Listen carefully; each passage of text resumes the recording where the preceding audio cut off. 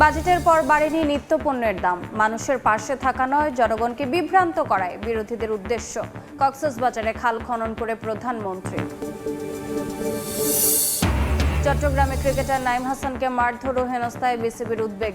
SI constable সাময়িক বরখাস্ত, জড়িতদের বিরুদ্ধে ব্যবস্থা নেওয়ার ঘোষণা সিএমপি কমিশনারের। মধ্যপ্রাচ্য সংকটের মাঝে জাপান, কোরিয়া ও হংকংয়ে জনশক্তি রফতানিতে আশার আলো।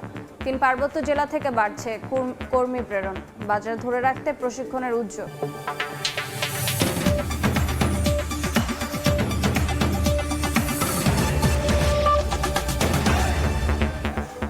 আমন্ত্রণ সময় সংবাদের নিয়মিত আয়োজন বিভাগীয় সময় থাকছে সপ্তাহের 7 দিন ভিন্ন ভিন্ন বিভাগের সংবাদ নিয়ে। আজ থাকছে চট্টগ্রাম বিভাগ, সঙ্গে আছি আমি রোজা চৌধুরী।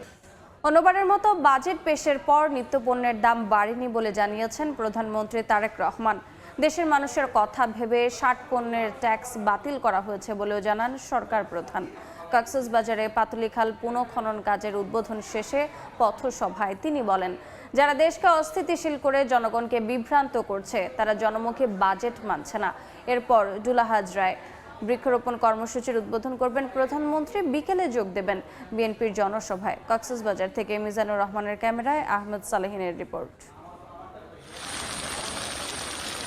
2 দশক পর কক্সবাজারে প্রধানমন্ত্রী তারেক রহমান একদিনের সফরে নানা কর্মসূচি উদ্বোধন করতে আকাশপথে সস্ত্রীক পর্যটন নগরীতে আসেন তিনি। এ সময় তাকে স্বাগত জানান জেলার সাধারণ মানুষ ও দলীয় নেতাকর্মীরা। পরে কক্সবাজার 1 আসনের সংসদ সদস্য ও স্বরাষ্ট্রমন্ত্রী সালাউদ্দিন আহমদকে পাশে বসিয়ে নিজেই গাড়ি চালিয়ে পিএমখালী ইউনিয়নে আসেন সরকার প্রধান তারেক রহমান।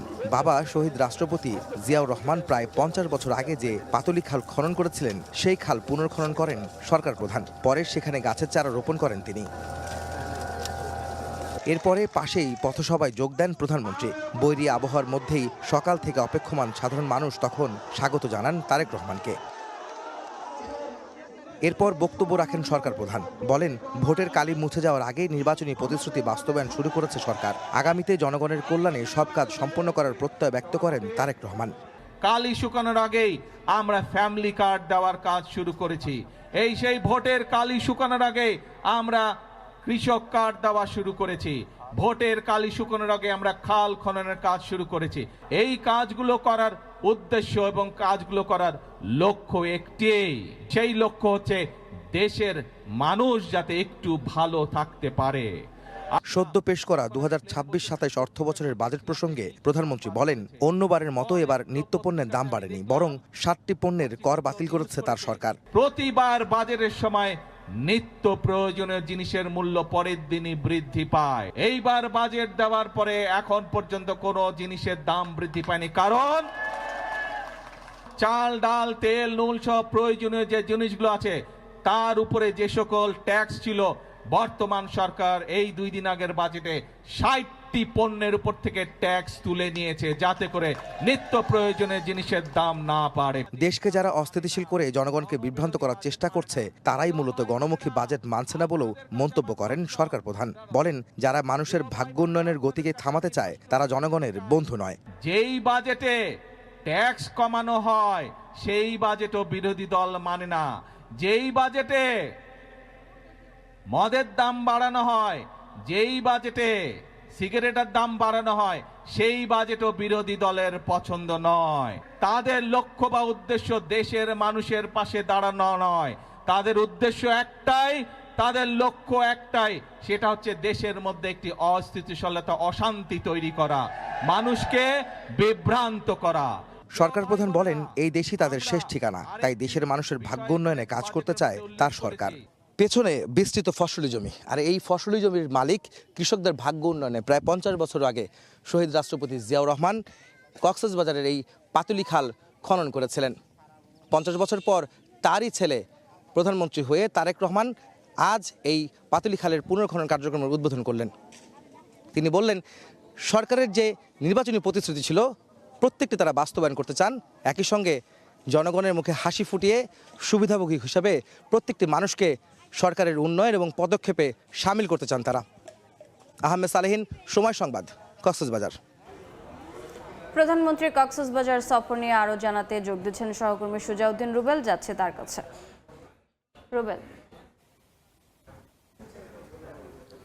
প্রধানমন্ত্রী তারেক রহমান কক্সবাজার এসেছেন এবং তিনি কয়েকটি উন্নয়ন প্রকল্পের উদ্বোধন থেকে শুরু করে ভিত্তিপ্রস্তর স্থাপনের কাজ যে কার্যক্রমগুলো সেগুলো শেষ করেছেন।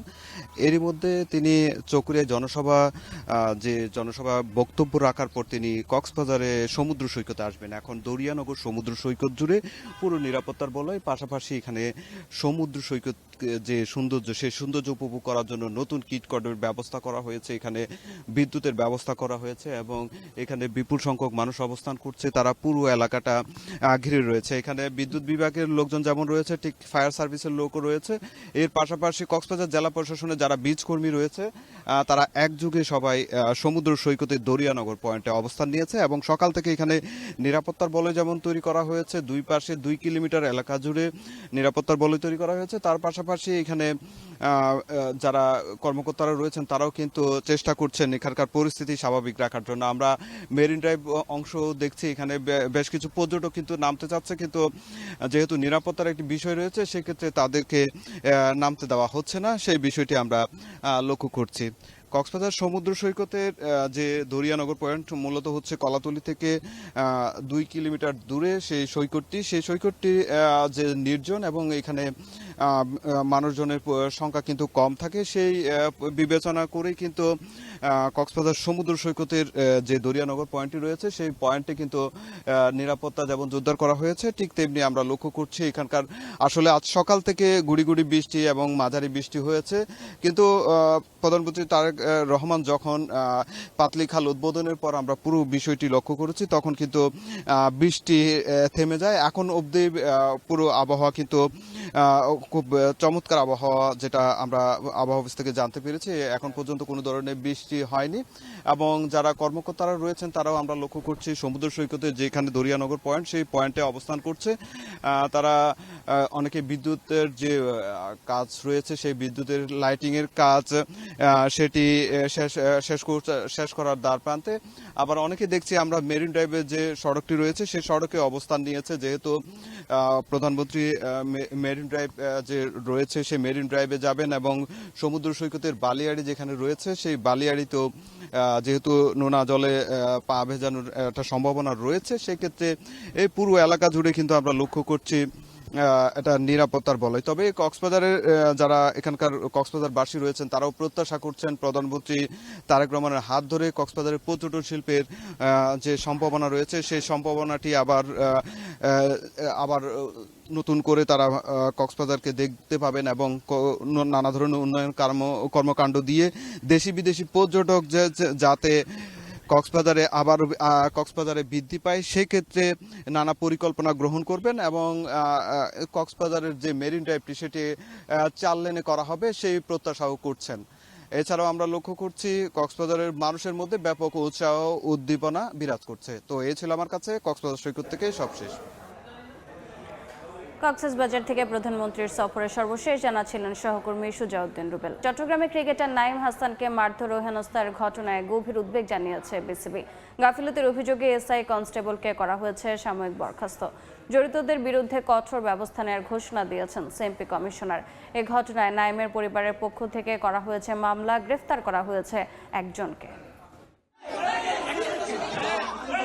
ঢাকা থেকে প্রিমিয়ার লিগ শেষ করে নিজ শহরে ফিরছিলেন জাতীয় দলের ক্রিকেটার নাঈম হাসান, কিন্তু লোকাল বয়কেই নিজ শহরে পড়তে হলো চরম হেনস্থার মুখে।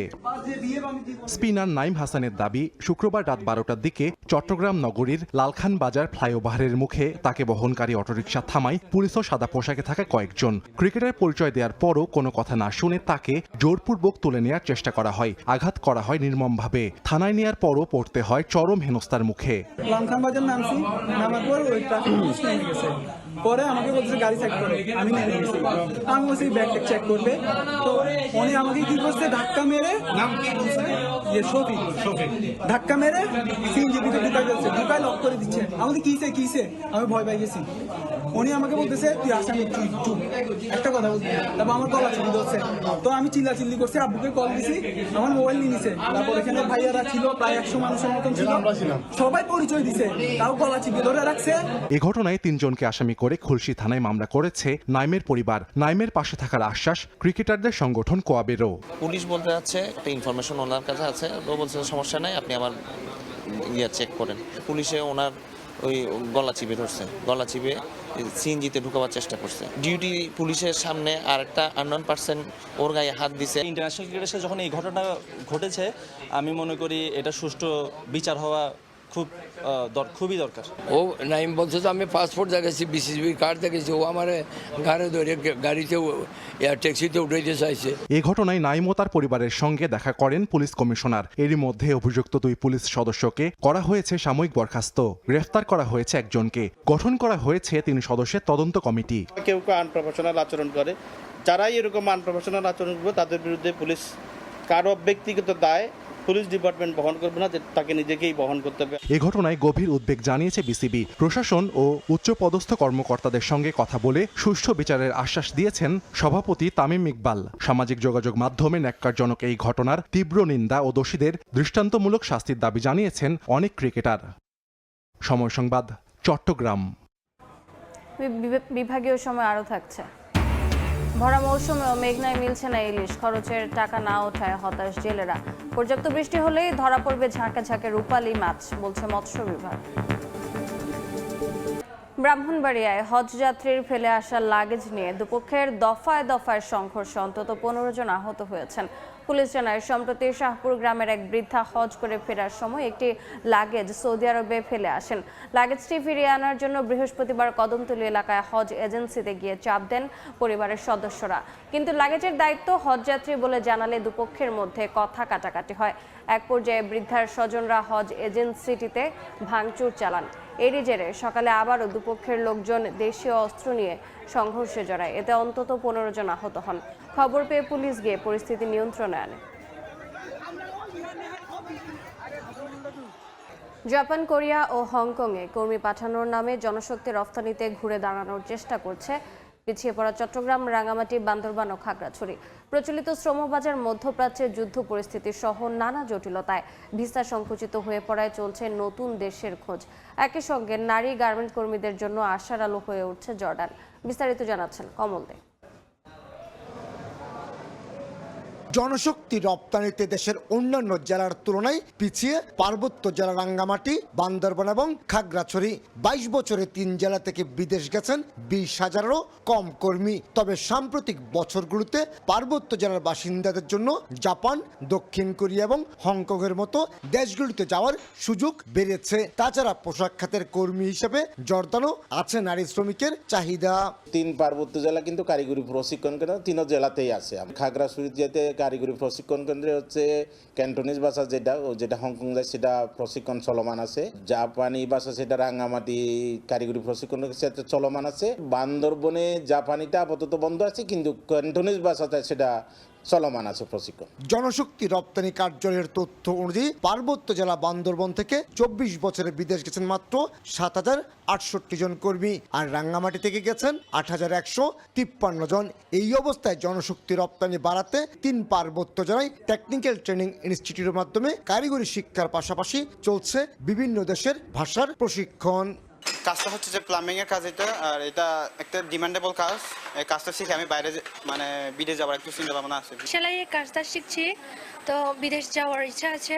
এখন বর্তমানে জর্দান থেকে সুযোগ আসছে আর কি। বিউটিফিকেশনের কাজ শিখছি, যদি ভালো অপরচুনিটি পাই তাহলে দেশের বাইরে যাওয়ার আগ্রহ আছে। যারা ট্রেনিং গ্রহণ করছে তারা ওভারসিজ মার্কেটে যাচ্ছে, পাশাপাশি লোকাল মার্কেটেও তারা ইন্ডাস্ট্রিতে কাজ করতেছে। শুধু রাঙ্গামাটি, বান্দরবান কিংবা খাগড়াছড়ি নয়, জনশক্তি রপ্তানিতে এক সময় শীর্ষে থাকা চট্টগ্রামও ক্রমশ পিছিয়ে পড়ছে। চট্টগ্রামের বাসিন্দারা কাজের সূত্রে মধ্যপ্রাচ্যের দেশ সৌদি আরব, আরব আমিরাত, কাতার, কুয়েত এবং ওমানমুখী হলো প্রতিটি দেশ বর্তমানে কোনো না কোনো সংকটে জর্জরিত। স্কিল ডেভেলপমেন্ট হলে আমরা ওই যে দেশের যে ধরনের ডিমান্ড আছে সেই ডিমান্ড বেস আমরা যদি তাকে স্কিল ডেভেলপ করাতে পারি, তার মধ্যে যদি কনফিডেন্স তৈরি হতে পারে, তাহলে মনে হয় তারা আবার এই মধ্যপ্রাচ্য বা বিভিন্ন দেশের বাজারে তারা সার্ভাইভ করতে পারবে। 2025 সালে চট্টগ্রাম বিভাগের 11টি জেলা থেকে কর্মসংস্থানের জন্য বিদেশ গেছেন 3,22,291 জন। বিপরীতে চলতি বছরের প্রথম 5 মাসে জনশক্তি রপ্তানি 85,000। কমল দে, সময় সংবাদ, চট্টগ্রাম। বিভাগীয় সময় আরও থাকছে। 3 মাসের খননে প্রবাহ ফিরেছে ব্রাহ্মণবাড়িয়ার সিনাই নদীতে। বন্যা ও খরার ঝুঁকি থেকে রক্ষা পাবে জনপদ। সড়ক ও বাঁধ নির্মাণে বদলে যাচ্ছে এলাকার চিত্র। আবহাওয়া পরিবর্তনজনিত কারণে রাঙ্গামাটি জেনারেল হাসপাতালে বেড়েছে রোগীর চাপ, বেশিরভাগই শিশু। এ অবস্থায় উদ্বিগ্ন না হয়ে শিশুদের বাড়তি যত্ন নেওয়ার পরামর্শ দিয়েছেন চিকিৎসক। হেফাজত সবুজের তথ্য ও রাজীব দাস মুন্নার ছবিতে রিপোর্ট। রাঙ্গামাটি জেনারেল হাসপাতালের শিশু ওয়ার্ড। 20 শয্যার এই ওয়ার্ডে চিকিৎসা দেয়া হচ্ছে ধারণ ক্ষমতার প্রায় দ্বিগুণ শিশুকে। শয্যা সংকটে হাসপাতালের মেঝেতেও চলছে চিকিৎসা। ভর্তি হওয়া অধিকাংশ শিশুই সর্দি, কাশি, জ্বর, শ্বাসকষ্ট ও ডায়রিয়ায় আক্রান্ত। সাধারণ ওয়ার্ডগুলোতেও রয়েছে রোগীর চাপ। বহির্বিভাগের চিত্র একই। জ্বর আছে, রাতে 2টার পরে মানে কেসনি উঠার পরে আমি এখানে নিয়ে আসছি। প্রচন্ড জ্বর ছিল, 7 দিন ধরে আমরা হাসপাতালে ভর্তি ছিলাম। এখন ভালো মতো ট্রিটমেন্ট চলতেছে। 5-6 দিনের মতন বমি করছে, খাওয়ার কোনো রুচি নাই, পেট ব্যথা হচ্ছিল। আজ 2 দিন ধরে ও হাসপাতালে ভর্তি আছে। প্রচন্ড জ্বর, মাথা ব্যথা, এগুলো নিয়ে আজকে 4 দিন পর্যন্ত আমি হাসপাতালে ভর্তি আছি, চিকিৎসাধীন অবস্থায় আছি। রাঙ্গামাটিতে কখনো তীব্র গরম, কখনো বৃষ্টি। আবহাওয়া পরিবর্তনের প্রভাবে এমন হচ্ছে। এতে উদ্বিগ্ন না হয়ে শিশুর প্রতি বাড়তি যত্নের পরামর্শ দিয়েছেন চিকিৎসক। সিজনাল যখনই চেঞ্জ আসবে তখন তাদেরকে এইসব ব্যাপারে আরেকটু মনোযোগী হতে হবে। ঠান্ডা কাশির ব্যাপারটা হচ্ছে যে কারেন্ট থাকে না, অনেক সময় গরম ঘাম থেকেও অনেক সময় ঠান্ডা কাশির ইয়াটা বেড়ে যায়। এই ব্যাপারগুলো আসলে অভিভাবকদেরকে আরেকটু সচেতন হতে হবে। 100 শয্যার রাঙ্গামাটি জেনারেল হাসপাতালে প্রতিদিন গড়ে 170 থেকে 80 জন রোগী ভর্তি থাকেন। আর বহির্বিভাগে প্রতিদিন চিকিৎসা সেবা গ্রহণ করেন 2 শতাধিক। সময় সংবাদ, রাঙ্গামাটি। চট্টগ্রামের লালদিঘির ময়দানে শুরু হয়েছে 11 দলীয় ঐক্যের বিভাগীয় সমাবেশ। সেখানে আছেন সহকর্মী শফিকুল আলম। যাচ্ছি তার কাছে।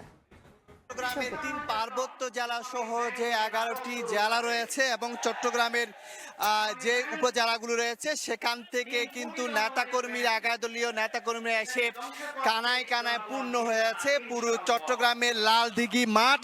আমরা সেখানে দেখতে পাচ্ছি পুরো মাঠ কানায় কানায় পূর্ণ হয়েছে, নেতাকর্মী এসেছেন। আসলে যেই বিভাগীয় সমাবেশ সেটি হচ্ছে গণভোটের রায় বাস্তবায়ন, জনদুর্ভোগ নিরসন এবং দ্রব্যমূল্য ঊর্ধ্বগতির প্রতিবাদে কিন্তু এই সমাবেশের ডাক দিয়েছে 11 দলীয় জোট, যেখানে জামাত ইসলামের আমির ডক্টর শফিকুর রহমান উপস্থিত থাকবেন এবং এলডিপির সভাপতি ডক্টর কর্নেল অলি আহমেদ থাকবেন এবং এনসিপির আহ্বায়ক নাহিদ ইসলাম থাকবেন এবং মুখ্য সংগঠক মাসিউদ্দিন পাটোয়ারিও তারা থাকবেন।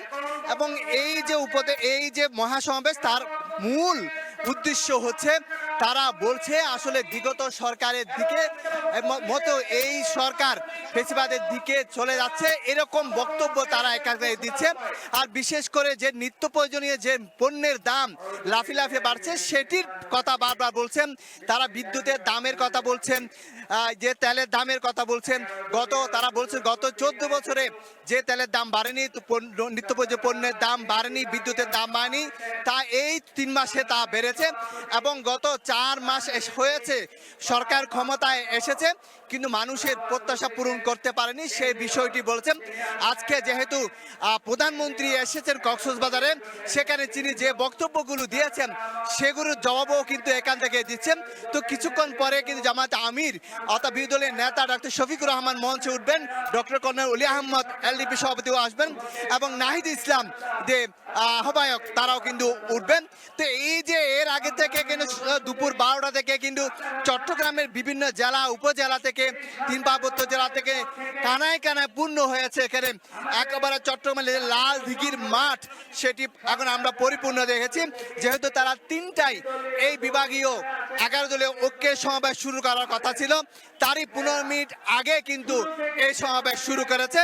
তো আমরা যেটি দেখানোর চেষ্টা করি, আসলে কিছুক্ষণ পর যে প্রধান অতিথি এবং প্রধান বক্তা এবং যে এনসিপির আহ্বায়ক নাহিদ ইসলাম তারা মঞ্চে উঠবেন, তখন কিন্তু তারা হয়তো আগামীতে যে বাজেট নিয়ে নির্দেশনা বাজেট সেটা নিয়ে নির্দেশনা দেবেন, দ্রব্যমূল্য সহ বিভিন্ন যে 3টি বিষয়, গণভোটের রায়, দ্রব্যমূল্য এবং মানুষের দুর্ভোগ, এই বিষয় নিয়ে তারা নির্দেশনা দিবেন।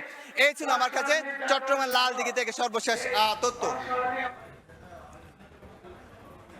সরাসরি যুক্ত ছিলাম চট্টগ্রামে। চাঁদপুরে এগিয়ে চলছে আইটি ট্রেনিং অ্যান্ড ইনকিউবেশন সেন্টারের নির্মাণ কাজ। এখান থেকে তথ্য প্রযুক্তি বিষয়ক প্রশিক্ষণ নেওয়ার মাধ্যমে তৈরি হবে দক্ষ জনবল।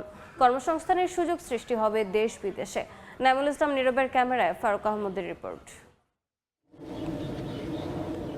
এগিয়ে চলছে আইটি ট্রেনিং অ্যান্ড ইনকিউবেশন সেন্টারের নির্মাণ কাজ। চাঁদপুরের মতলবুত্তর উপজেলার ধনাগদা নদী পাড় ঘেঁষে 6 একর জায়গা জুড়ে নির্মিত হচ্ছে সরকারি এই প্রতিষ্ঠান। এখানে একই ছাদের নিচে থাকবে প্রশিক্ষণ, ইনকিউবেশন সেন্টার, সেমিনার কক্ষ ও প্রযুক্তি বিষয়ক কেন্দ্র। এখান থেকে তথ্য প্রযুক্তি বিষয়ক প্রশিক্ষণ নেবে তরুণ তরুণীরা। তথ্য প্রযুক্তি খাতে তৈরি হবে দক্ষ জনবল, কর্মসংস্থান তৈরি হবে দেশ ও বিদেশে। এরই মধ্যে দৃশ্যমান হয়েছে প্রকল্পের 5 তলা ভবন।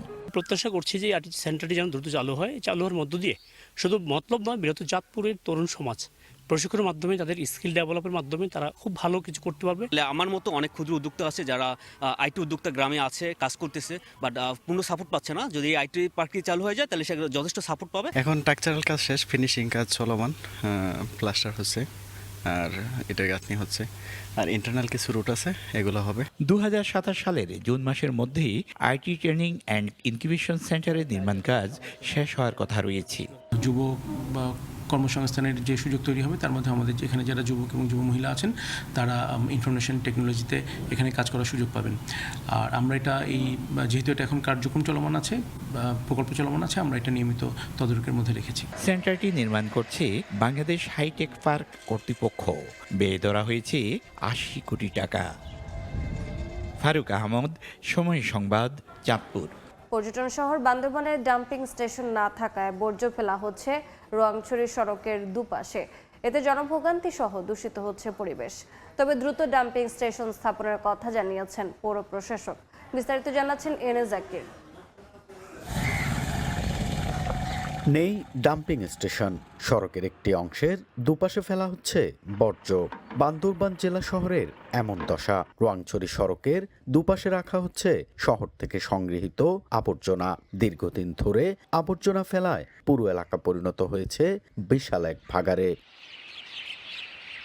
পর্যটন শহরের জনগুরুত্বপূর্ণ এই সড়ক দিয়ে প্রতিদিন চলাচল করে হাজারো মানুষ। তবে আবর্জনার দুর্গন্ধ চারিদিকে ছড়িয়ে পড়ায় চলাচলের অনুপযোগী এই সড়কটি। দূষিত হচ্ছে পরিবেশ। শুধু তাই নয়, বর্ষা এলেই বৃষ্টির পানিতে ভেসে এসব বর্জ্য সরাসরি মেশে নদীতে। পরিবেশগুলোর কারণে আমাদের অসুস্থতা একটা রোগ, মানে ভিতরে নাকের মধ্যে একটা হাঁটতে পারতেছি না। ময়লাগুলো এখানে ফেলা হয়, যার কারণে আমরা সাধারণ জনগণ প্রচুর ভোগান্তিতে। চতুর্দিকে গন্ধ ছড়িয়ে পরিবেশ দূষণ হচ্ছে। এই জায়গাটা যদি একটু পরিষ্কার রাখা হয় তাহলে আমাদের চলাফেরার জন্য একটু ভালো হতো। বাকিছড়া এলাকায় জমি অধিগ্রহণ হয়ে গেছে জানিয়ে পৌর প্রশাসক বলছেন দ্রুত ডাম্পিং স্টেশন স্থাপন করা হবে। এই বর্জ্য ব্যবস্থাপনা প্ল্যান্টটি হবে অত্যন্ত উন্নত মানের একটি প্ল্যান্ট। এটি যদি বাস্তবায়ন করা সম্ভব হয় তাহলে বান্দরবান শহরের সমস্ত বর্জ্য সেগুলি সেখানে চলে যাবে, বান্দরবান পৌরসভার বাইরে ডাম্পিং স্টেশনে চলে যাবে এবং সেই আবর্জনাগুলি রিসাইকেল হয়ে সেখান থেকে আবার ফুয়েল এবং সার তৈরি করা হবে। 32.5 বর্গ কিলোমিটার আয়তনের প্রথম শ্রেণীর বান্দরবান পৌর এলাকায় প্রায় 55,000 মানুষের বসবাস। এনএ জাকির, সময় সংবাদ, বান্দরবান। ব্রাহ্মণবাড়িয়ায় প্রধানমন্ত্রী ঘোষিত খাল খনন কর্মসূচি বাস্তবায়ন হওয়ায় সিনাই নদীতে প্রবাহিত হচ্ছে পানি। প্রকল্প সংশ্লিষ্টরা জানান, নদী পাড়ে নির্মাণ হচ্ছে গ্রামীণ সড়ক। হৃদয় পালের ক্যামেরায় উজ্জ্বল চক্রবর্তীর রিপোর্ট। দৃশ্যমান হয়েছে নদী খননের সুফল, দেখা দিয়েছে পানি প্রবাহ। ব্রাহ্মণবাড়িয়ার কসবায় ত্রাণ ও দুর্যোগ মন্ত্রণালয়ের পক্ষ থেকে প্রধানমন্ত্রী ঘোষিত খাল খনন কর্মসূচির আওতায় সিনাই নদী খনন শুরু হয় 3 মাস আগে। প্রকল্প সংশ্লিষ্টরা জানান, খরস্রোতা নদীর 6 কিলোমিটার অংশ খননের সুফল পাবে অন্তত 20 গ্রামের মানুষ। এছাড়া বাঁধ নির্মাণের পর সামাজিক বনায়নের আওতায় এনে রোপণ করা হয়েছে বৃক্ষ।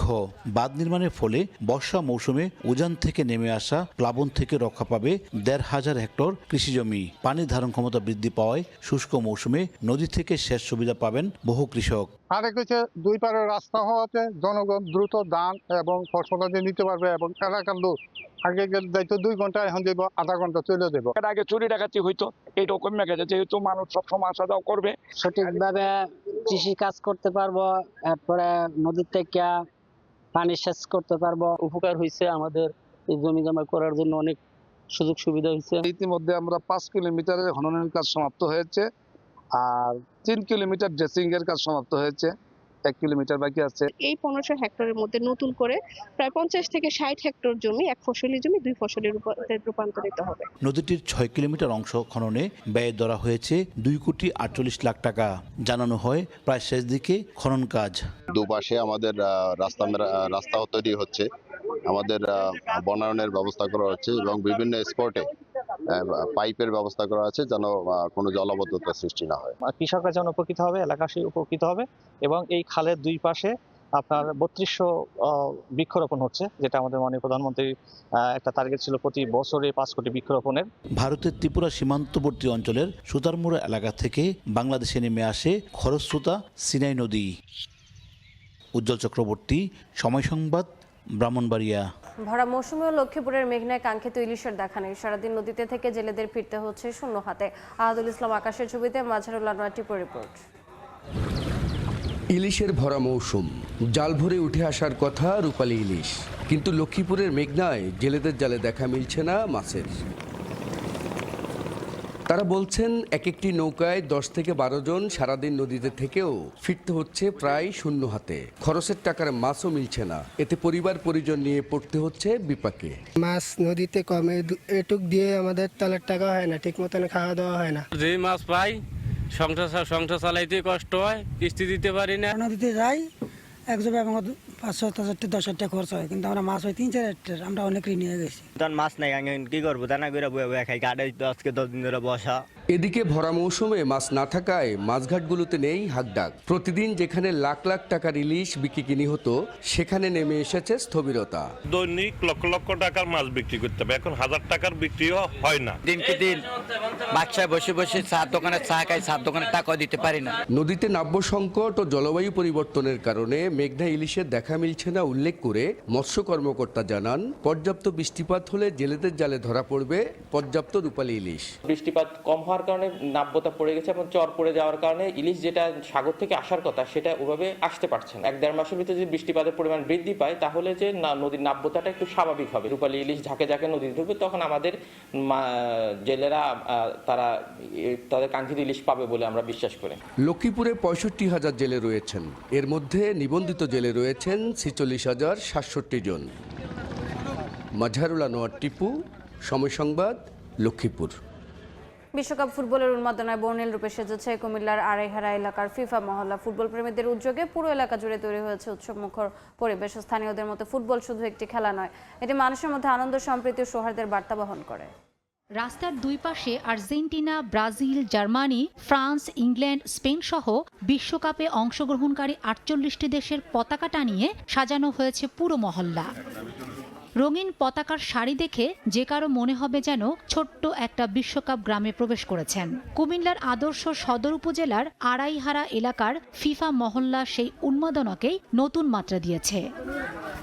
স্থানীয় যুবক ও তরুণদের সম্মিলিত প্রচেষ্টায় কয়েক সপ্তাহ ধরে চলে এই সাজসজ্জার কাজ। ফিফা মহল্লার এই ব্যতিক্রমী আয়োজন দেখতে প্রতিদিনই ভিড় করছেন আশপাশের বিভিন্ন এলাকার মানুষ। শুধু ফুটবল প্রেমীরাই নয়, পরিবার পরিজন নিয়ে অনেকেই এখানে ঘুরতে আসছেন। রঙিন পতাকার নিচে দাঁড়িয়ে ছবি ও সেলফি তুলছেন দর্শনার্থীরা। সামাজিক যোগাযোগ মাধ্যমেও এসব ছবি ব্যাপকভাবে ছড়িয়ে পড়ছে। স্থানীয়দের মতে ফুটবল শুধু একটি খেলা নয়, এটি মানুষের মধ্যে আনন্দ, সম্প্রীতি ও সৌহার্দ্যের বার্তা বহন করে। বিশ্বকাপের সময়ে আমরা বিভিন্ন দেশের পতাকা লাগাই, আমরা আয়োজন করে খেলাধুলা, একসাথে খেলা দেখি। কে আর্জেন্টিনা কে ব্রাজিল সেটা কোনো বড় বিষয় নয়। আমাদের ছেলেবেলার, আমাদের তরুণ প্রজন্ম, উঠতি বয়সের যুবকরা খেলাধুলার সাথে থাকুক বা থাকবে, এটাই আমরা চাই। আয়োজকরা জানান, বিশ্বকাপ চলাকালীন সময় জুড়ে এই সাজসজ্জা বজায় রাখা হবে। পাশাপাশি বিভিন্ন ম্যাচ ঘিরে বড় পর্দায় খেলা দেখার ব্যবস্থা সহ আরও কিছু আয়োজনেরও পরিকল্পনা রয়েছে।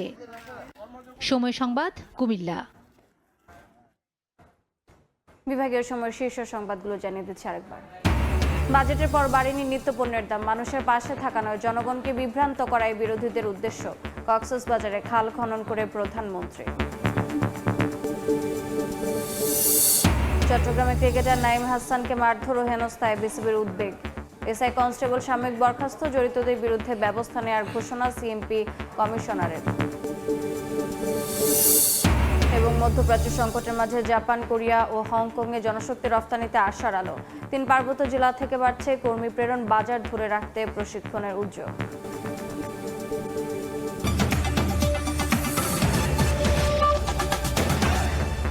এই ছিল বিভাগীয় সময়। দর্শক, বিশ্বকাপ ফুটবলের মহাযজ্ঞ সরাসরি সম্প্রচার করছে সময় টেলিভিশন। দেখতে চোখ রাখুন সময়ের পর্দায়। এরপর আন্তর্জাতিক সময় নিয়ে সঙ্গে থাকবেন জাফর সাদিক। ধন্যবাদ রোজা। আন্তর্জাতিক সময় নিয়ে আসছি কিছুক্ষণ পর, সঙ্গে থাকুন সময়ে।